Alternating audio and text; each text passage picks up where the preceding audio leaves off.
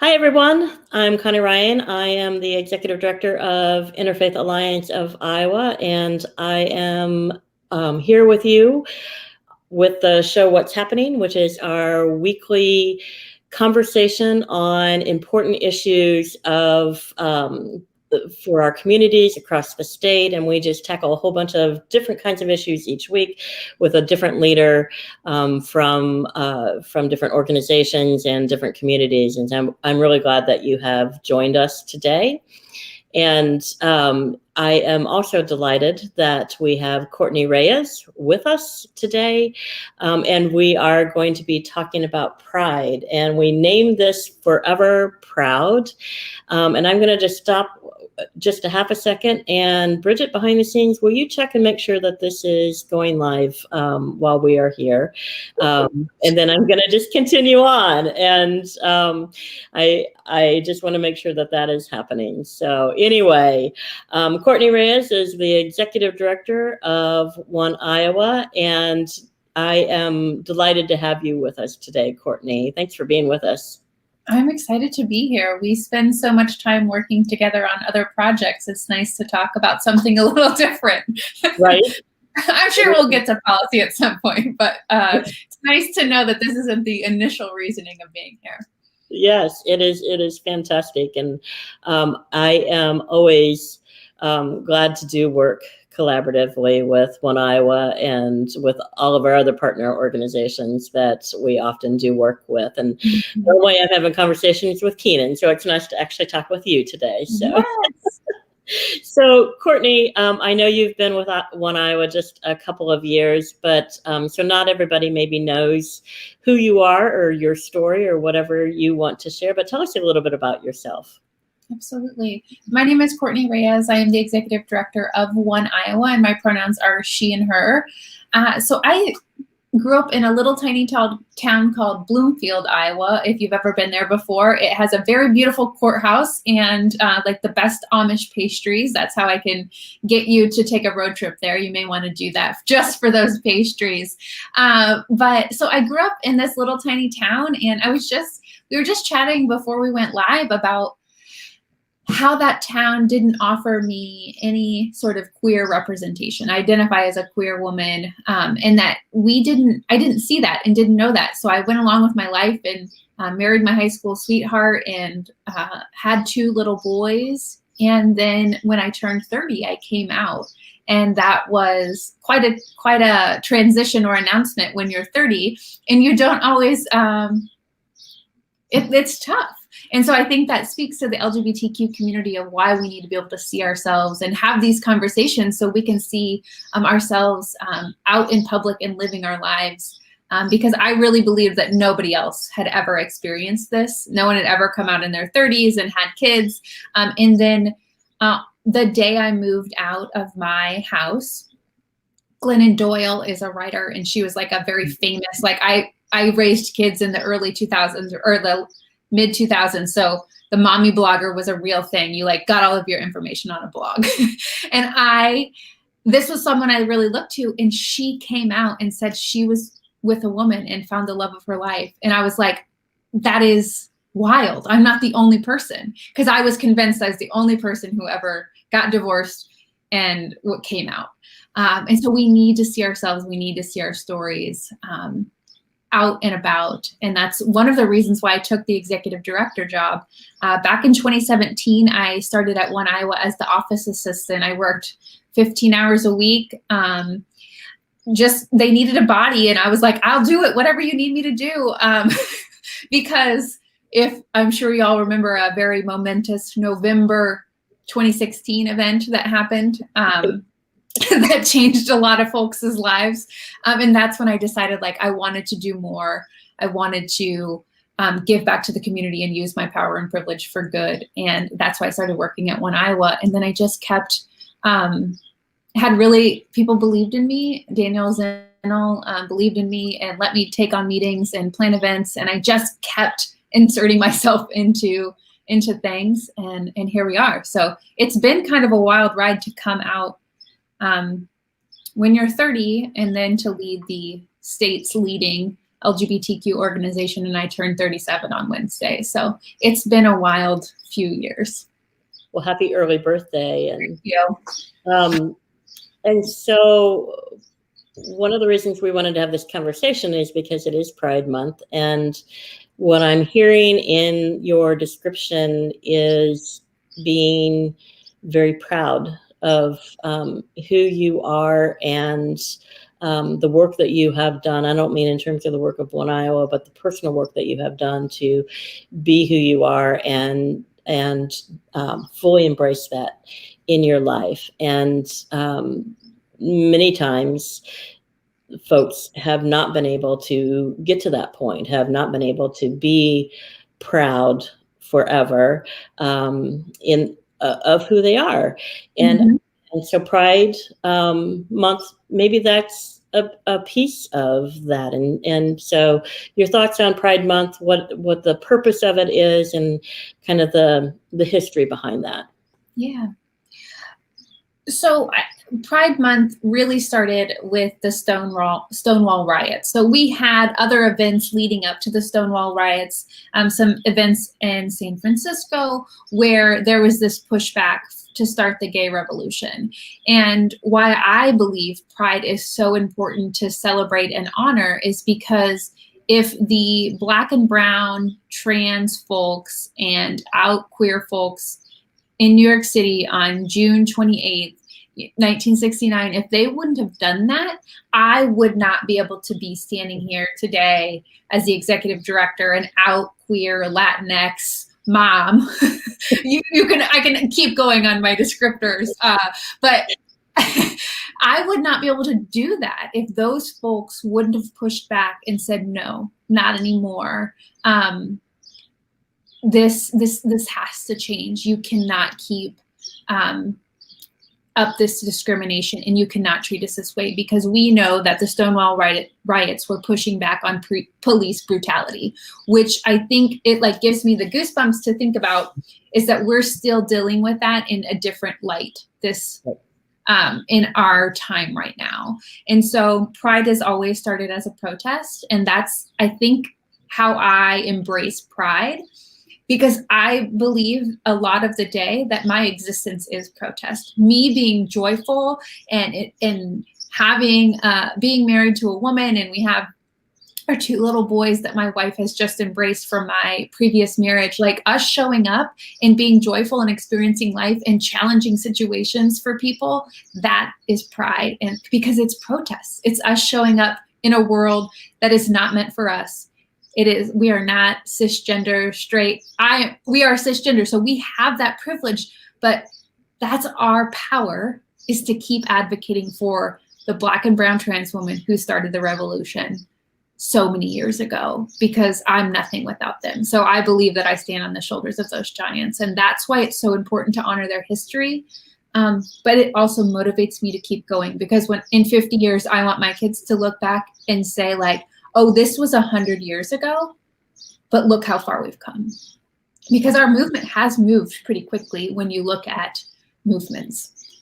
Yeah, when you look at the trajectory of the last few decades, couple of decades even, and the power that of the LGBTQ community, how that has shifted.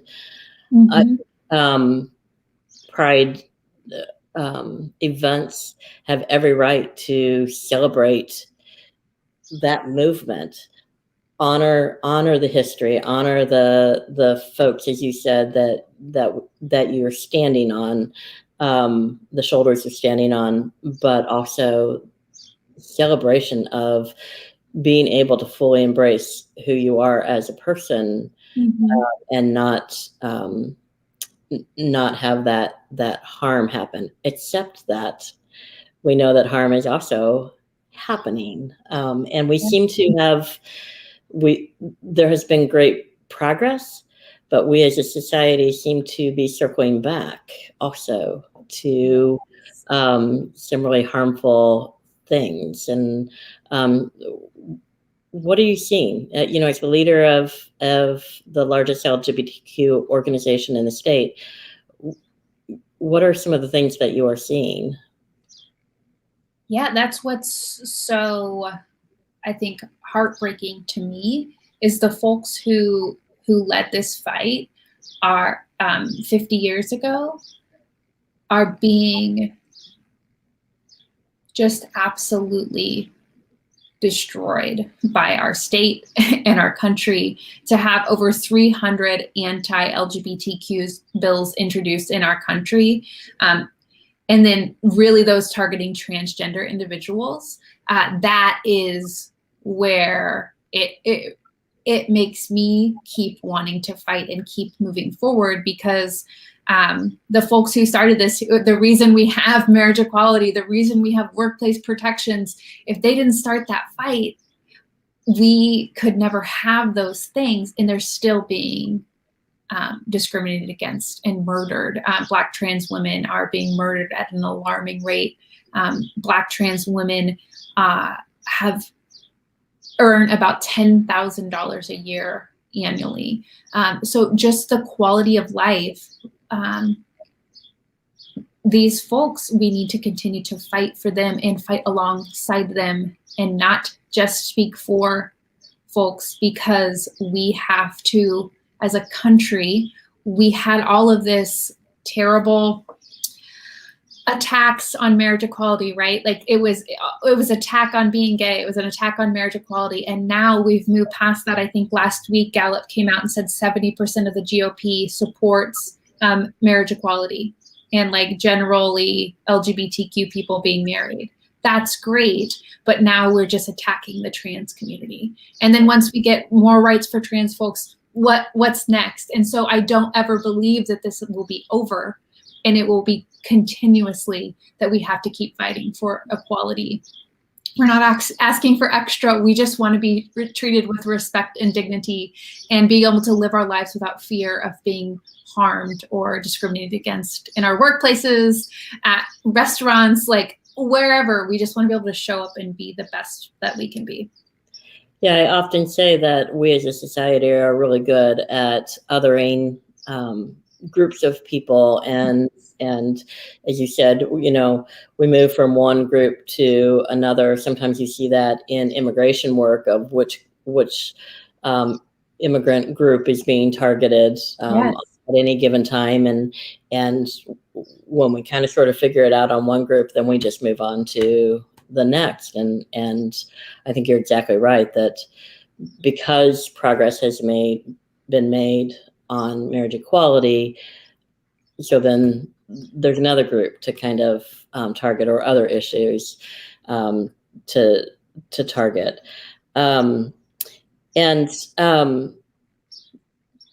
I want to circle back. I kind of took you down a road. Sorry. We'll get back to that also, but I want to go back to Pride, and some of the things that are happening in our state for Pride Month, and it's complicated because of COVID and keeping people safe. But what are some of the things that you know of that are happening in communities across the state? Yeah. So one, I always been pretty conservative in the way we approach in-person events. And just recently have we started adding a few more of those, just because we, as the LGBTQ community, and just like many marginalized communities, access to healthcare is poor. I mean, that's what we do all day, every day, is we get people educated about LGBTQ healthcare. So we know that, and we want to make sure and keep people safe. Thankfully, after a no Pride festival last year or anything, I've been seeing people across the state moving things to the fall. Outdoors, that's a huge priority for us. So I know Iowa City Pride, I think they're having a big anniversary celebration of their Pride. Cedar Valley Pride is always a great one. So those little Pride festivals are starting to pop back up, and people are being really cautious of how to do that. And just being outdoors, I think we all know, is a really positive thing, of a way to mitigate COVID. And so I think that we'll see a lot of those things happening. Capital City Pride here in Des Moines has been doing 30 Days of Pride. So if you haven't seen what they're up to, please be sure to check out their website. They have an array of events of the way folks can get involved. And then actually one I was going to be working with the Black liberation movement to be able to do a pride celebration for the Black and brown folks in our community, because we oftentimes pride spaces, LGBTQ spaces can really feel like white only spaces. And it takes intentionality to make sure that folks can get there and be themselves and not be harmed further. Because although just because you're an LGBTQ person doesn't give you a clearance card for like that you embrace everyone. And so you have to be moving forward. And that's how we do everything at One Iowa, through that really intersectional approach. So we're really excited about that coming to light here in the next few weeks. That's great. Do you have a date for that yet, or not yet? Planning meeting is this afternoon, actually. So good. So you'll see it. Watch out for our site, and we'll be pushing that out there. Fabulous. And in the chat, Bridget, who's behind the scenes today, put in the One Iowa website there, so you can go there and check that out. And then also Capital City Pride there that Courtney mentioned. And so there has been progress, as you mentioned earlier, and when I led you down a rabbit hole.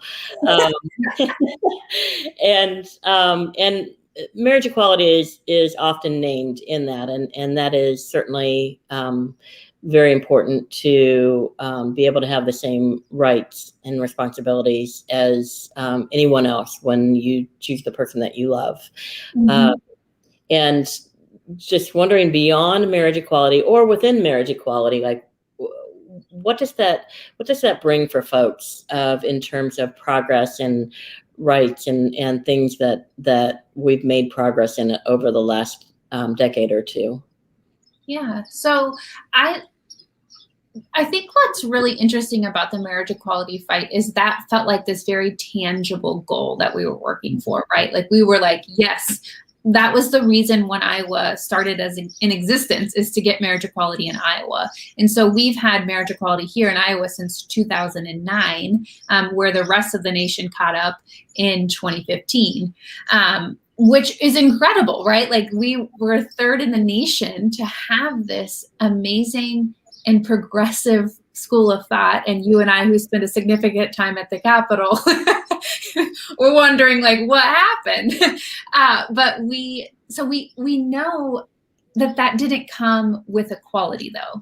Like that did not come with acceptance. That did not come with being embraced. And so I feel like in all of our battles, we may get a win, and we have to take those wins. Otherwise, we wouldn't keep going. But we have to keep pushing forward to change culture. And that's some of the stuff, the work we do at One Iowa. While yes, in Iowa, we've been a protected class, sexual orientation and gender identity since 2007. We've had those protections here. But that doesn't mean you were treated with respect and dignity, and you were put up for promotions, or you didn't experience microaggressions. All of those things still happen every single day. I've told this story a few times, but this was the first time that I came out to an employer. I was getting a husband, a wife, a dog, a picket fence. Like I applied for a job, and they're like, "Oh my God, your family's so wonderful. Yes, this is amazing." And then I got divorced, and I told them that, and they cut my hours that next day.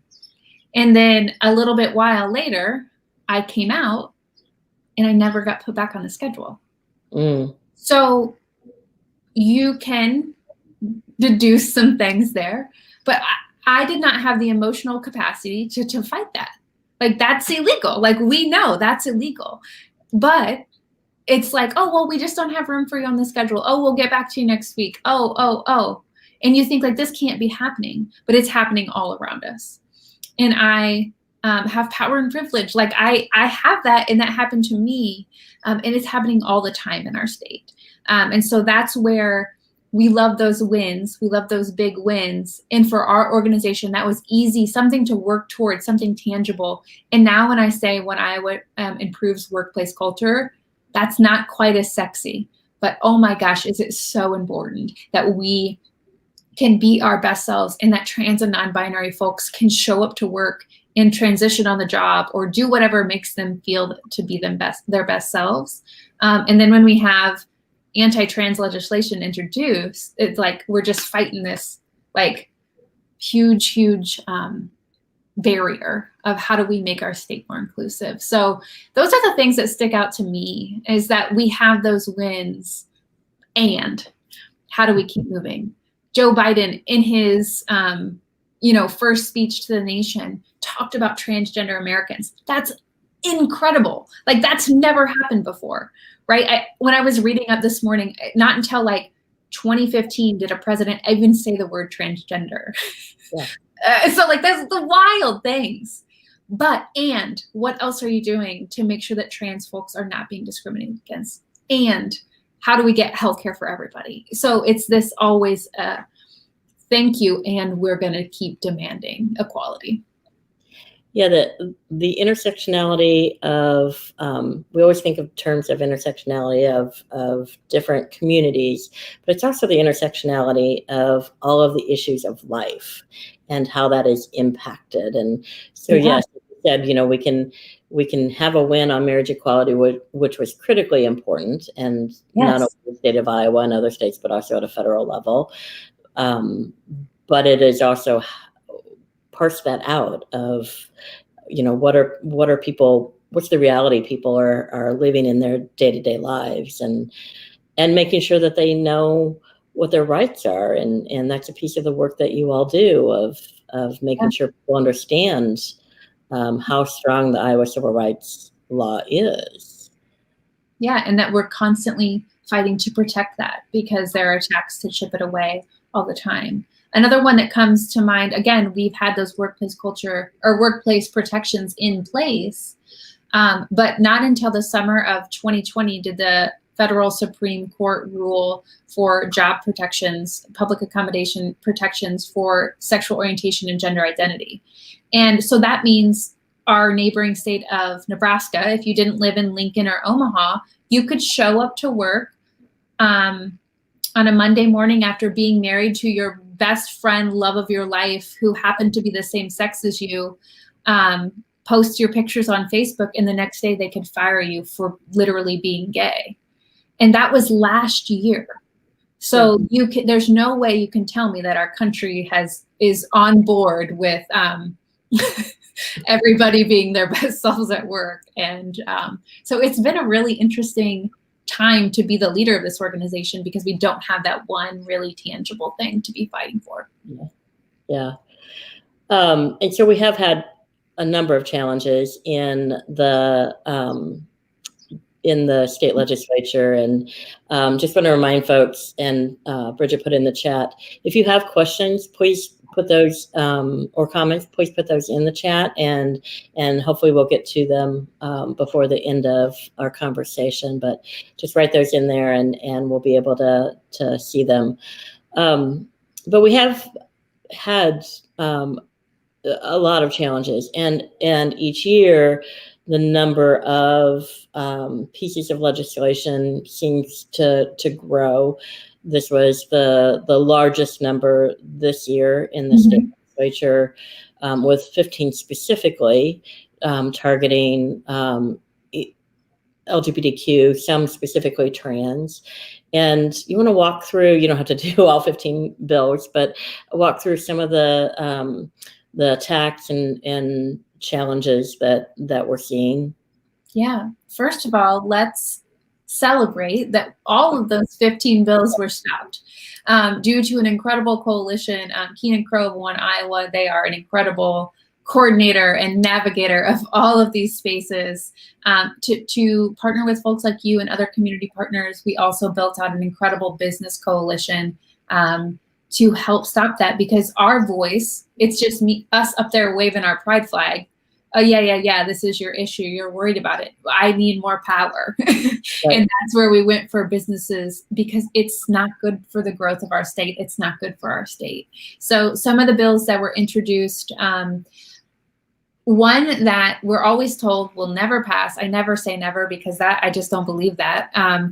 that to remove gender identity from the Iowa Civil Rights Act. So that's a specific attack on the trans community. And sure, it's dead on arrival, but the hate and fear and signal that's being sent to our trans and non-binary community members is so incredibly harmful. We see those impacts of people struggling and reaching out for help after those things happen, because it's so harmful. And so while I always like to say, yes, we stop them, but we can never erase the harm that is done by the introduction of these bills. And that's why we're always working to get them to be stopped even being introduced. Because we know it's an extreme wing of the Republican Party that does that, right? We know that, but it has a lot of power. And that's one of the most infuriating parts to me is so few people can cause so much harm to us. Many of those bills really targeted the transgender community, specifically transgender youth. This is a group of individuals who, I think being a kid is hard enough as it is, like navigating life, going through puberty, figuring out your friends, like all of those things. And then to have your legislators come and say, like, if you're going to play sports, you'll have to undergo a genital exam. If you play sports, we will not let you. You'll live your whole day as a girl, as a person you believe you are and know you are. And then at 4 o'clock, you have to be a boy. Just the harm. And we know one of the most important things we can do for transgender kiddos is to affirm them, to use their pronouns, use their name, affirm who they are, let them explore who they are. And when 8 of those 15 bills targeted them specifically, it always sounds so dramatic, but you're just literally killing kids. Like, you're introducing legislation to kill children. And I am a human. I'm a mother. Those have to stop, because trans kids are valid and worthy of joy, and they should not have to worry about the legislature introducing bills. Well, and to your point, we also know that trans kids are, because of, or in part because of societal messages and those harmful things, things that they experience in their own families, things that they experience in school, in their communities. We know that trans kids have a very high rate of attempting or committing suicide. Yes. And so this is real life impact. When they're hearing these messages, as you said, from their state legislature, and that these bills are being introduced, even if they have a snowball's chance in whatever to pass, you can't erase that. You can't take that back. No. They can't unhear it. They can't unsee it. No. Yeah. And thankfully we did the work that was put in, that those didn't get to subcommittees, but we saw, like, our friends at Equality Texas having to arrange for trans kids to come and testify in front of the state legislature, to justify their existence and say, here I am, a real live trans kid. When we know that your gender identity is in your body around age 3 or 4, like, kids know. And it just is such a trust issue that we don't think that kids know what's best for them, because that's not the way our society is set up. So something I think about a lot is we're constantly challenging folks in the broader community to keep learning, because as the LGBTQ community, we keep getting queerer. Like, the kids younger than me, they're just like, I'm not going to subscribe to your binary options. I'm not going to do that. And so it always feels like things are changing, when that's how it's always been. They just have more acceptance, and they can see themselves out in movies and in books and on their Instagram feed of, oh, hey, I'm not the only one. And as we've talked before, representation is so incredibly important, because those queer kids deserve to not have to wait till it gets better until they go to college. Like, they deserve to live a full and fulfilling life as teenagers, as young kids. And so that's what all of the folks on this call, and what I always ask anyone who's an ally to the LGBTQ community, I have to be an ally to the rest of the LGBTQ community. As a cis person, I have to advocate for the trans and non-binary community. We have to ask ourselves,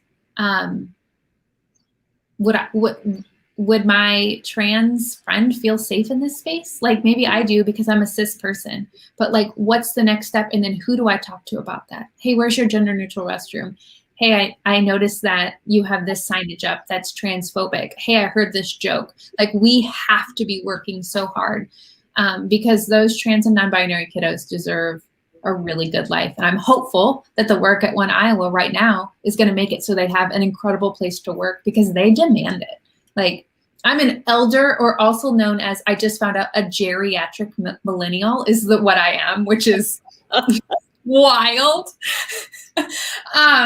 So those young millennials, they demand that their workplace be inclusive, and we have to keep changing with that. And it's only going to make us better as a country, as employers, as who we are, because we are all different, and that's amazing.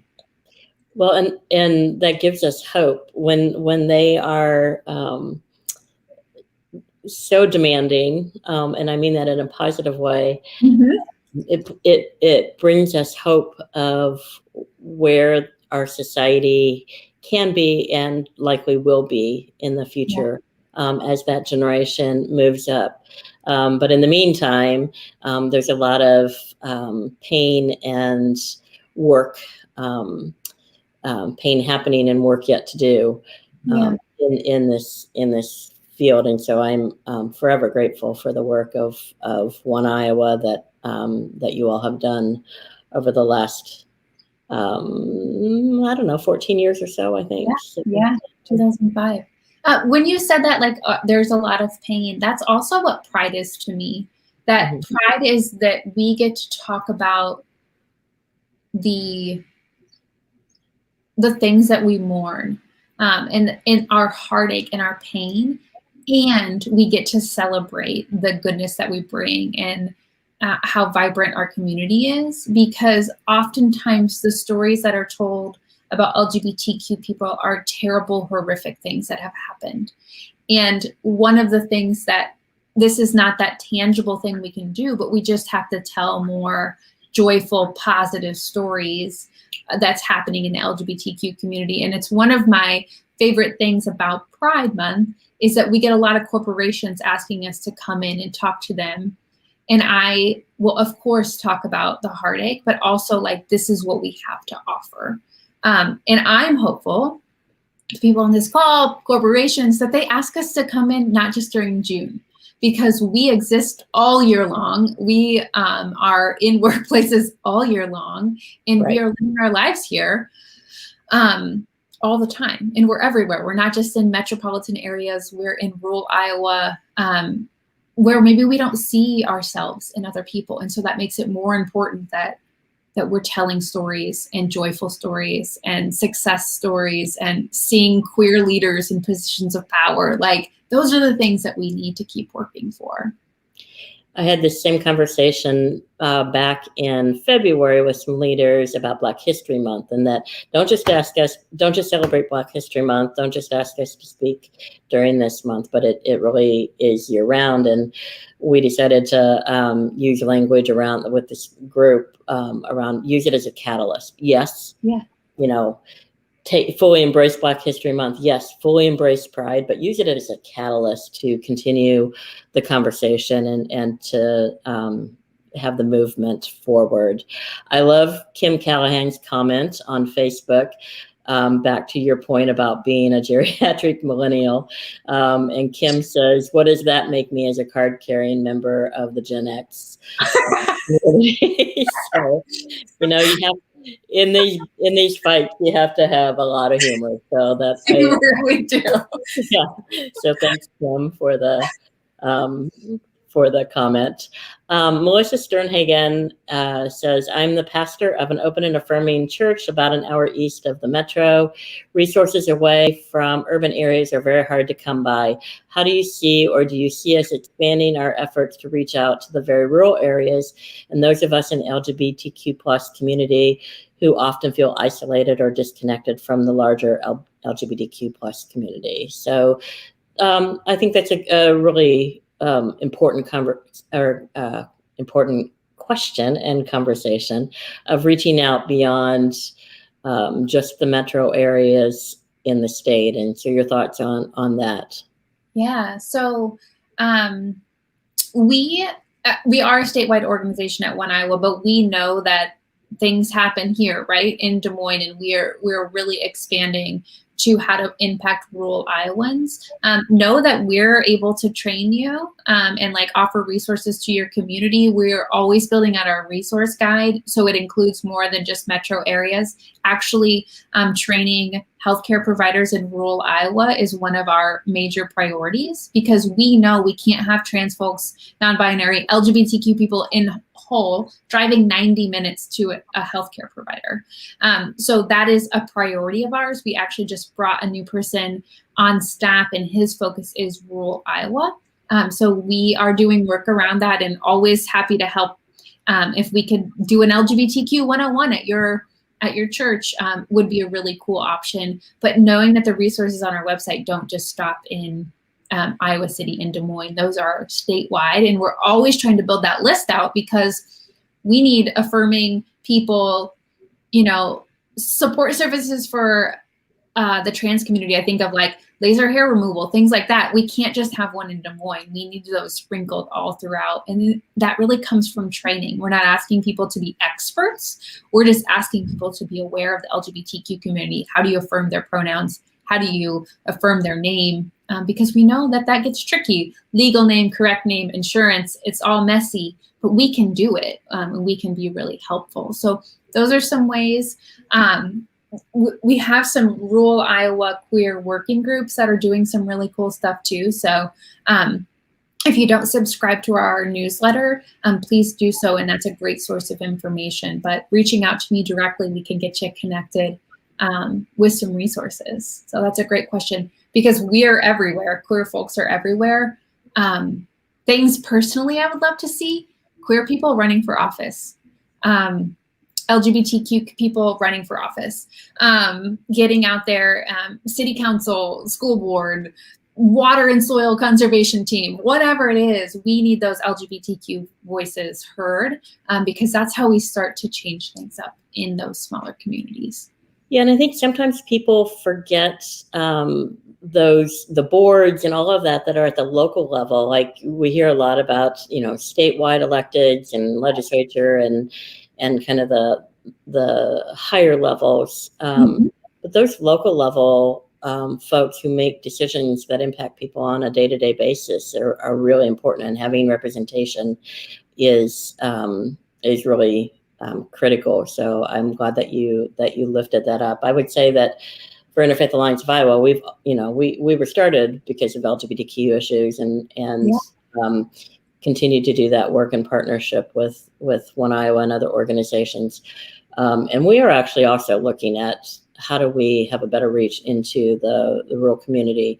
I will say that COVID has actually taught us that technology is a great way to be able to do that, and do that in a much broader way. So with limited resources that small organizations have, I think that there will be a new way to really do that.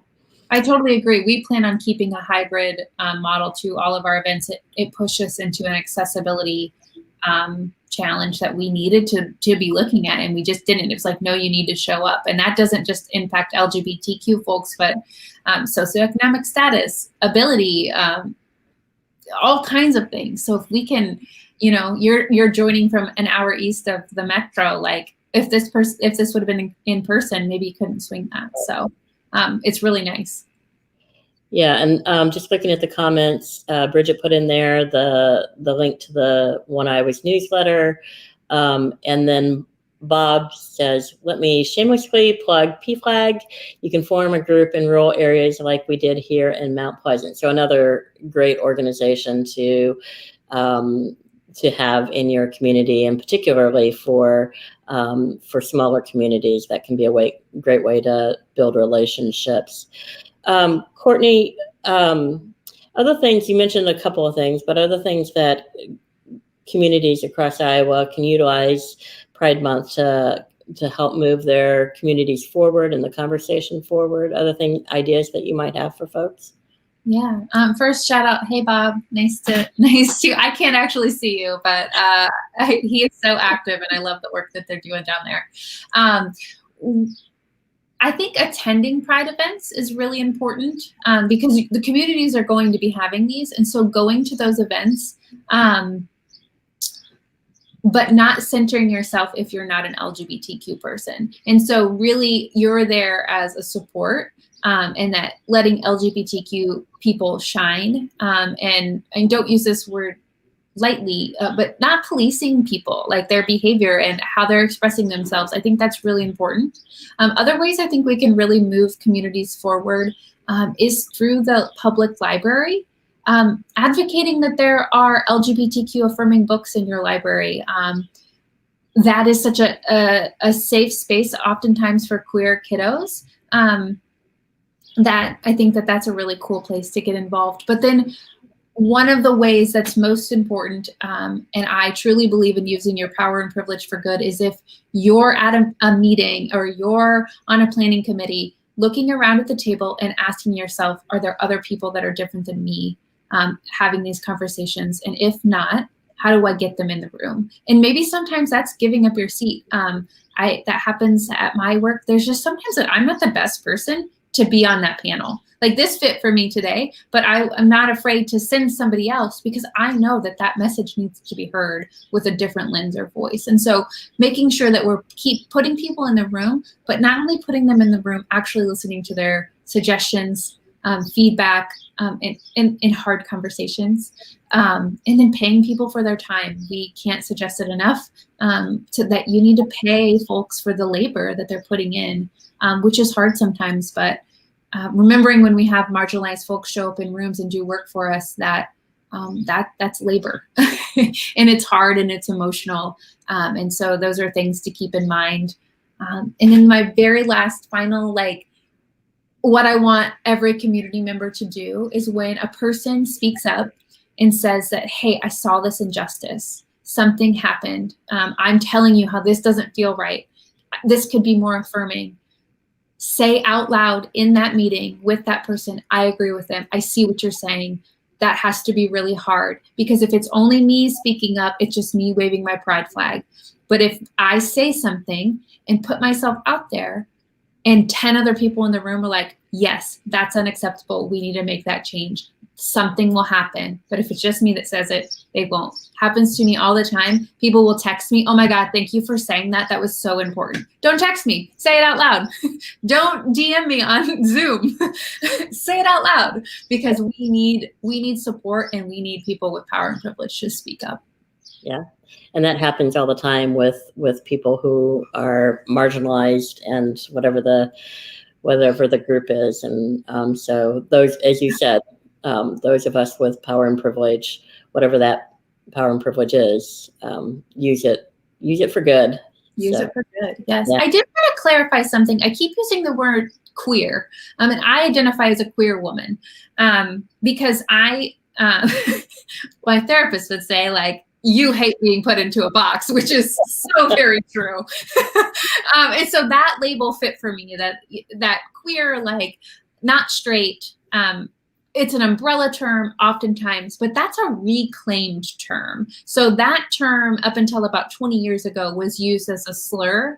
So the folks at Stonewall, I can't speak for all of them, but I know that would not be a word that you would use. That was a slur. And so that's been a reclaimed, power taken back kind of word. And so I just noticed that I've said that a lot. And so LGBTQ, the biggest thing I can recommend is listening for what kind of words people use to describe about themselves. I would never, ever go up to an older gay man and call them queer without knowing that they use that word for themselves, because that word will have a different impact than it has for me. So I just wanted to clear that up because I feel like I've said that a lot where I try to say LGBTQ, but when we're just flowing conversation, it gets tricky for me because that's how I identify. I'm glad you said that. I have people ask me all the time because we do this work, and I am not gay or lesbian or trans, but people ask me, what about queer? And that it, especially older folks who have that history. And so I try to give some explanation as you just did. But also try and say, but ask the person, what's the word that resonates with them and what's the word that they use. So I'm very glad that you have said that. And I'll just point to what Courtney said. I love it. But I do that with some people don't feel comfy with the word wife. That's what I call her my wife. Actually, in our wedding vows, I said wife and she said spouse because that word fit better for her. And the person who married us was just like, oh, you girls. This is our relationship. We're so different. But you can respect that by listening and hearing what other people say and how they talk about themselves. And people should be able to decide for themselves. And Absolutely. The most respectful thing you can do is simply to ask in a respectful manner. So anything else you want to share with folks about Pride or One Iowa and especially how they can be connected? I know you talked about the newsletter but other ways that they can be connected to your work. Yes. So one of the main goals of One Iowa is to educate people. So we can come to your workplace, we can come to your church, we can come anywhere and educate you about the LGBTQ community, best practices, how to be an affirming space, things like that, because we know that I have to believe that, so I continue to do this work, that we have the numbers for good, that people care and give a damn, that they want LGBTQ people to thrive. But we just don't have the best education. So we can really help with that. We have events all throughout the year that I would encourage folks to come to, educational events there, pay what you can. We try to remove barriers of getting to our conferences. So come check out our educational events. But August 5th, is our One Iowa Gala. This event is meant to celebrate the work of marriage equality and our history, where we came from, but it really celebrates the work that's been done in the past year in Iowa. So it is virtual again this year. We're encouraging people to have watch parties. Bob, I think you would be an amazing watch party host. So we're encouraging people because people are gathering, but we just couldn't fathom when we started planning in January, putting people in a room yet. So we know there's a good hybrid here. So we'll present a beautiful program and people will get together and celebrate because we miss that joy that comes from being together. So please check that out. It's on the One Iowa website. It's August 5th. And then finally, celebrate the people in your lives that are in the LGBTQ community. And don't just advocate for the ones that you know. I always tell my friends, that's great. You have so much pride for me and my family. You feel really comfy with my wife and kids and our queerness and showing up big and loud. But make sure you're doing that for trans disabled folks and the houseless community. And don't stop with me. Keep going, because I have privilege and we have to keep fighting together. So I really, truly believe we have the numbers for good. But it's going to take work from all of us, folks like us on this call.